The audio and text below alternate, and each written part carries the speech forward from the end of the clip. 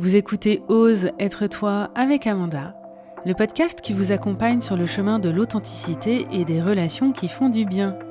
Ici, on parle de tout ce qui peut vous permettre de vous sentir plus libre et pleinement vivant. Dans chaque épisode, je vous propose des pistes de réflexion et des clés concrètes avec douceur, audace et humour pour vous décomplexer et vous déculpabiliser. Parce qu'être soi, c'est un sacré voyage. Si ce podcast vous plaît, n'hésitez pas à le partager à quelqu'un qui en aurait besoin et à qui ça pourrait faire du bien, à le liker et à laisser un commentaire, parce que c'est grâce à vous s'il continue d'exister, de grandir et d'inspirer d'autres personnes. Allez, c'est parti. Bonne écoute. Bonjour à toutes et à tous, j'espère que vous allez bien. Je suis vraiment ravie parce que visiblement, le dernier épisode vous a beaucoup plu, vous a à la fois amusé, touché, vous a permis de mettre en place des choses dans votre vie et je suis vraiment ravie d'avoir eu vos retours. Ça m'a fait plaisir, ça m'a mise en joie, ça m'a fait sourire, donc merci pour ça. Et surtout, tous vos retours m'ont donné une idée. J'ai envie de vous proposer un atelier Vivre sa vie comme dans un rêve où on va ensemble parler de comment se faire vivre sa vie comme dans un rêve et que je puisse vous proposer de faire une visualisation en direct. Ce sera une visualisation guidée et surtout que vous puissiez me poser vos questions en direct s'il y a des choses qui bloquent, s'il y a des résistances, qu'on puisse ensemble lever ces résistances. Et je trouve l'idée assez amusante. Alors c'est tout à fait sérieux ce que je vous propose, mais ça m'amuse beaucoup d'animer ça. Donc ce sera en visio le 17 mai, le dimanche 17 mai, de 18h à 20h. C'est donc 2 heures de visio ensemble. Et j'aimerais vraiment que ce soit un temps de partage, un moment vivant. Si vous voulez participer, vous allez trouver le lien en description de cet épisode. Je vais aussi le mettre sur Instagram. Et vous vous inscrivez, vous trouverez toutes les infos. Et si jamais il y a besoin, évidemment, vous m'envoyez un message. Et puis la dernière info, n'oubliez pas que la semaine prochaine, il y aura Ose être toi, le live avec Amanda, qui est fait pour vous, qui est dédié à des consultations flash, des coachings en direct. Vous allez pouvoir venir me poser des questions, toutes les questions que vous voulez, que ça concerne les relations ou pas. Si vous avez un blocage, s'il y a quelque chose qui vous pose un souci dans la vie, eh bien, venez nous en parler. Ça sera très utile à tout le monde et avant tout à vous-même. Et je serai ravie de pouvoir vous accompagner. C'est un espace qui est offert. Si vous étiez déjà inscrit au live Oser parler d'amour, vous n'avez rien à faire, vous allez recevoir le mail. Et sinon, vous pouvez cliquer sur le lien dans la description de cet épisode pour vous inscrire. Et donc, c'est mercredi prochain à 20h. Aujourd'hui, nous allons entamer avec un nouveau sujet. J'ai pas mal parlé de ça pendant mes séances en individuel ou en groupe dernièrement, et je me suis dit que ce serait bien d'en faire part à tout le monde. Et il s'agit du fait de pouvoir être fier de soi. Alors, déjà, on va rentrer dans le vif du sujet tout de suite. Je ne sais pas dans quel grand livre universel on peut trouver qu'on n'a pas le droit d'être fier de soi, sinon c'est être prétentieux. Ça n'existe pas. Ça n'est pas vrai. En fait, très souvent, on a peur de paraître prétentieux si on est fier de soi. Alors déjà, la première des choses, c'est que d'abord, le sentiment de fierté, il vous appartient. Vous n'êtes pas... Vous pouvez ressentir de la fierté et vous n'êtes pas tenu d'en faire part autour de vous, vous n'êtes pas tenu nécessairement d'en parler. Ça, c'est la première chose. La deuxième chose, c'est que quand bien même vous en parlez, alors il y a beaucoup d'incompréhension autour de ça, il y a des gens qui vont trouver ça un peu étrange au début et qui, en fait, vous allez voir, ça va beaucoup les inspirer et qui souvent vont avoir envie eux-mêmes d'être fiers d'eux-mêmes parce que ça apporte... beaucoup de joie, beaucoup de satisfaction, de gratification, tout un tas de choses très agréables à se faire vivre. Donc, même s'il y a de l'incompréhension, vous avez le droit d'être fier de vous et dire que vous êtes fier de vous. Il n'y a rien de prétentieux là-dedans. Je crois que j'en avais déjà parlé. La prétention, c'est quand on manque profondément de confiance en soi. Dans le jargon, on dit quand il y a une faille narcissique. Alors, on va en faire des caisses, on va jeter des paillettes aux yeux de tout le monde pour surtout camoufler la faille narcissique béante, le manque de confiance en soi. Le sentiment sincère de fierté, quand il est incarné, quand ça se sent, ça se voit et il est au bon endroit. Il n'y a aucune prétention. En revanche, vous ne pouvez pas empêcher certaines personnes d'être dans la jalousie, dans une forme d'envie, parfois même d'être dans ce que j'appelle le seum, et qui ne vont pas apprécier que vous réalisiez des choses et qu'en plus, vous en soyez fiers. Je vous invite donc à laisser ces jugements de côté et on va nous regarder ensemble comment on peut apprendre à être fier de soi, parce que la bonne nouvelle, c'est que ça s'apprend et on peut savoir cultiver ce sentiment de fierté. Pour être fier de soi, ça nécessite d'être au clair avec soi, de se regarder avec ce que j'appelle une honnêteté radicale. Il ne s'agit pas de se faire croire des choses, d'enjoliver, d'édulcorer. C'est vraiment savoir regarder ses forces et ses travers. Il ne s'agit pas de se féliciter de manière fausse ou de manière hypocrite ou de s'illusionner en se disant que ce qu'on fait est fantastique alors que ça ne le serait pas. En fait, ça n'a pas grand-chose à voir avec ça. Tout simplement parce que, en fait, il n'y a aucun critère à cocher pour pouvoir être fier de soi. Il n'y a pas un niveau à atteindre, il n'y a pas un minimum requis pour pouvoir être fier de soi. Ça va dépendre de ce que vous observez chez vous. Et il y a un ennemi de la fierté, de ce sentiment de reconnaissance de soi, parce que pour moi, être fier de soi, c'est savoir se reconnaître à juste titre. C'est la comparaison. Quand vous vous comparez à d'autres personnes, forcément, ça ne va pas aller. Parce que vous allez toujours vous comparer, soit à mieux, soit à pire. Souvent, vous vous comparez à des personnes qui sont plus avancées que vous, en faisant fi que ça fait, par exemple, plusieurs années qu'elles pratiquent une activité, alors que vous, ça fait 3 mois, et vous allez vous dire que vous êtes nul, ou vous allez vous dévaloriser en vous comparant à ces personnes-là. Donc déjà, il y a un problème d'étalonnage, c'est être attentive et attentif à qui on se compare, mais quand bien même on se compare à quelqu'un qui fait la même activité, on a commencé en même temps une activité, il y a tout un tas de paramètres à prendre en compte, donc ça sera forcément faussé. Ce que je vous propose à la place, c'est de vous comparer à vous-même. C'est de voir de là où vous êtes parti, avec vos moyens, avec vos prédispositions, avec vos difficultés, parfois vos handicaps, avec votre manière d'être au monde qui est unique. Et de comparer, après avoir fait un chemin, de regarder de là où vous êtes parti et de voir là où vous en êtes aujourd'hui. Et ça, ce sera bien plus pertinent déjà pour voir votre évolution. Et puis, ça va vous permettre d'avoir un sentiment de fierté qui s'installe. Je vais vous prendre un exemple très simple. Il y a des tâches dans la vie, par exemple en ce qui concerne les tâches administratives. Pour certaines personnes, ça va être très fluide, très facile d'appeler des organismes, de faire des déclarations en ligne, d'ouvrir des courriers, d'envoyer des papiers, etc., de tenir ses comptes à jour.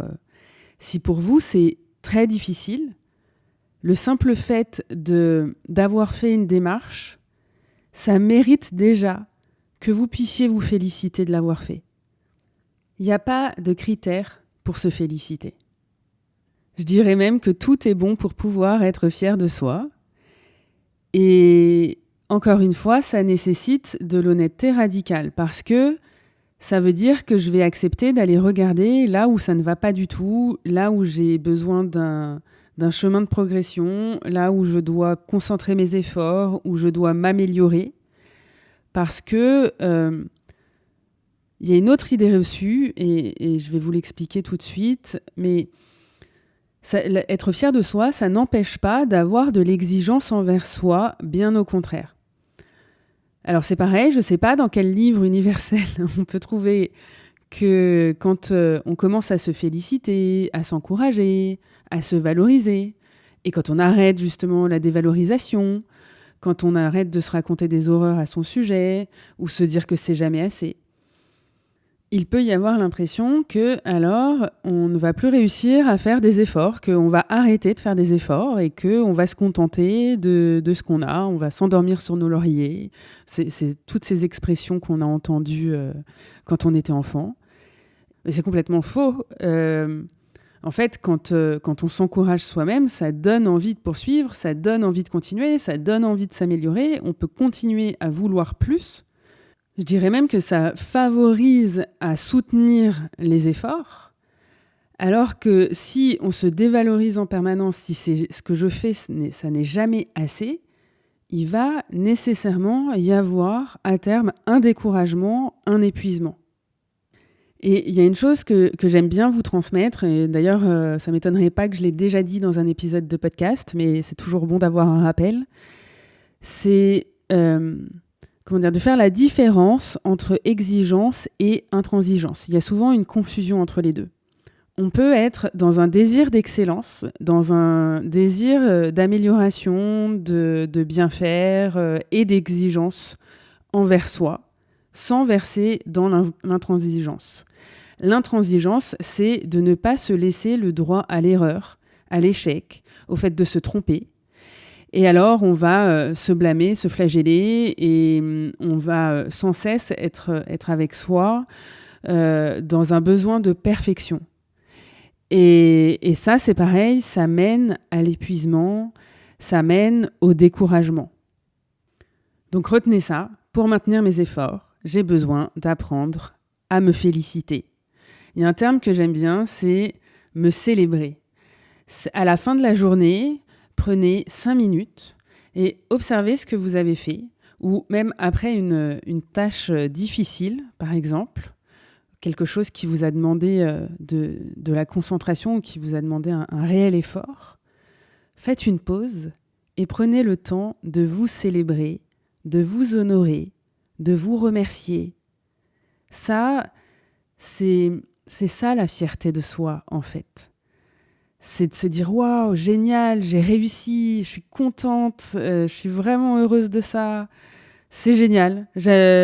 Avant, j'arrivais pas à faire ça et maintenant, là, j'arrive à le faire de manière facile.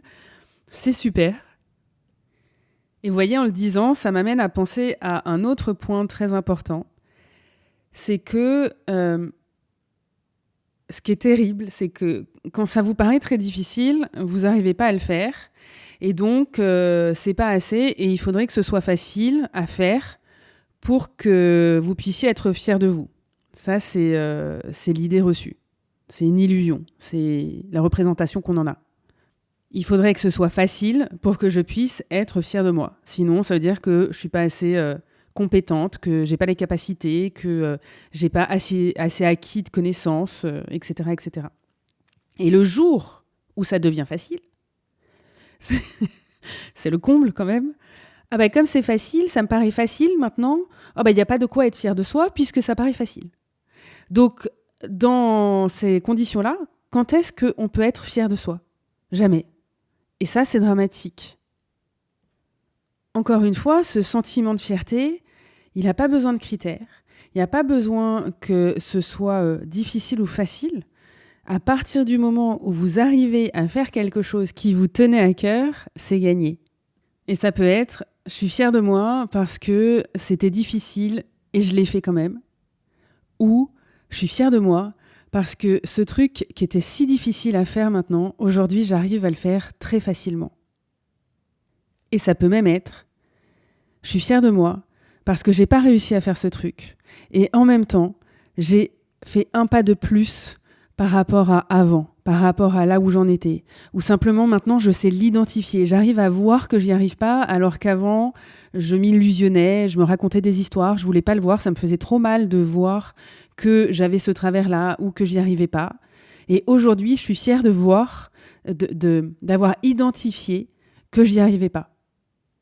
Et vous voyez que dans ces 3 exemples-là que je viens de vous donner à l'instant, on sort du fait de se faire dépendre du résultat.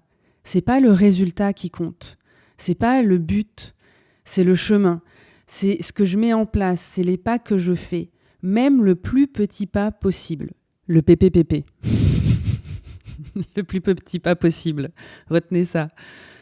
Et alors, il y a quelque chose de fabuleux parce que même si je vous dis que quand on arrive à se féliciter, à se célébrer pour toutes ces choses-là, on arrête de se faire dépendre du résultat.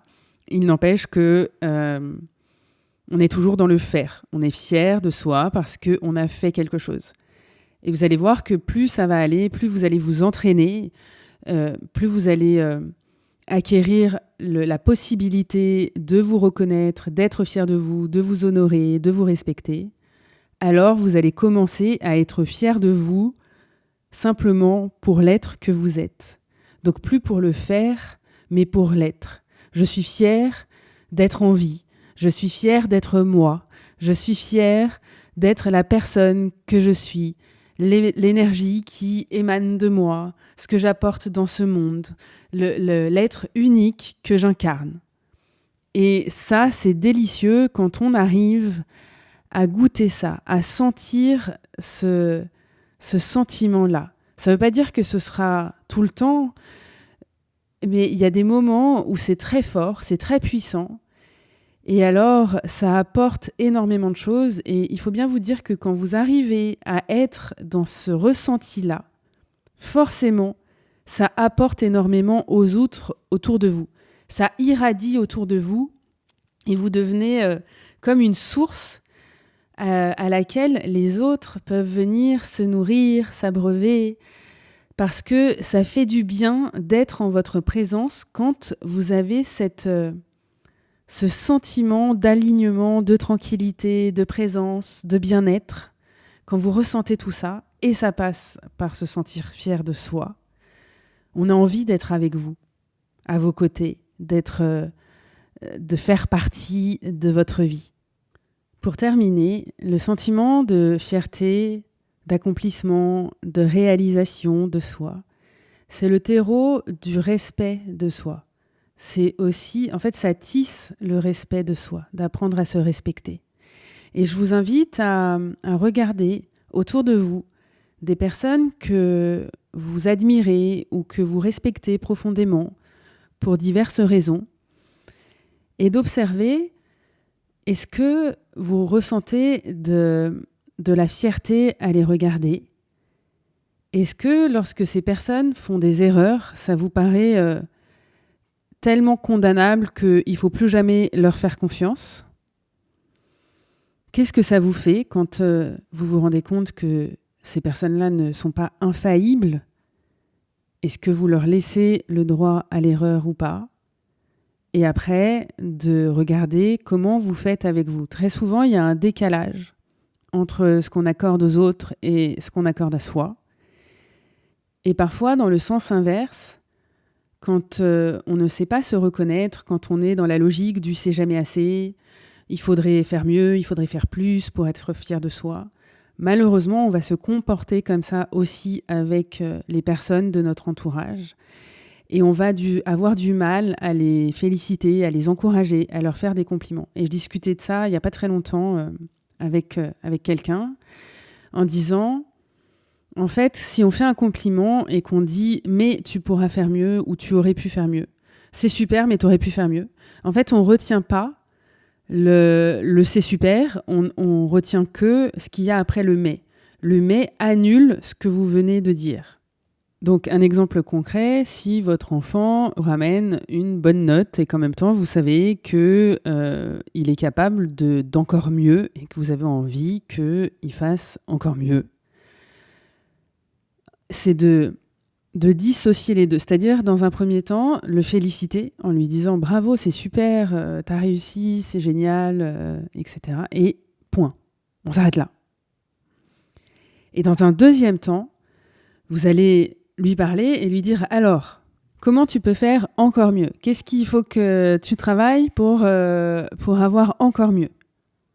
Et que ce soit votre enfant ou pas, ou que ce soit vous, de pouvoir séparer les choses. Parce que comme ça, il n'y a pas d'annulation. Ça n'empêche pas que c'était une bonne note et que c'est super. Et j'avais une autre anecdote en tête. J'ai une patiente qui a repris une formation en tant qu'adulte et elle n'arrivait pas à rendre un devoir qui était obligatoire pour être certifiée dans sa formation. Et on a travaillé ça ensemble, qu'elle puisse s'autoriser à rendre un truc pas génial, pas super, qui vaudrait en dessous de la moyenne ou tout juste la moyenne, alors que dans sa vie, elle a été... en fait, elle se met une exigence, voire une intransigeance sur le dos assez conséquente. Et elle a réussi à rendre quelque chose. Et vraiment, je l'ai félicitée de manière très sincère. Et ce qui était fabuleux, c'est qu'elle-même, elle a pu se féliciter d'avoir réussi à rendre son devoir avant même de connaître le résultat, même si elle savait que ce ne serait pas génial, parce qu'elle avait réussi à le faire. Et qu'il y a une phrase que j'adore, c'est « Il vaut mieux quelque chose de fait que de parfait ». Parce qu'en général, quand on veut que ce soit parfait, eh bien, on ne le fait pas. Donc, l'idée, c'est même de devenir fier de s'être planté, parce que quand vous vous êtes planté, c'est que vous avez fait quelque chose. C'est que vous vous êtes mise ou mis en mouvement. C'est que ça a bougé. Donc, soyez fiers de vous planter. Ça, c'est vraiment, je crois, le summum du sentiment de fierté de soi et de reconnaissance de soi. Et j'avais envie de terminer sur cette anecdote qui illustre ça parfaitement. Alors, je ne sais pas si c'est une anecdote véridique ou si c'est une légende, mais dans certaines tribus en Amazonie, quand quelqu'un fait quelque chose de mal, fait une bêtise ou fait quelque chose de répréhensible, on place cette personne au centre du groupe. Et pendant plusieurs jours, chaque membre du groupe vient lui dire ce qu'il ou elle aime chez lui ou chez elle. Vient lui dire ses qualités. Vient lui témoigner son affection. Dans le but de lui rappeler qui il ou elle est profondément. Ce que cette personne est profondément. Et l'idée qu'il y a derrière ça, c'est qu'on ne corrige pas un comportement en humiliant quelqu'un, en dévalorisant quelqu'un. Que ce soit quelqu'un d'extérieur à vous ou que ce soit vous-même. On corrige un comportement en reconnectant la personne à sa valeur, en vous reconnectant à votre valeur. À partir de là, l'erreur peut devenir un point d'appui.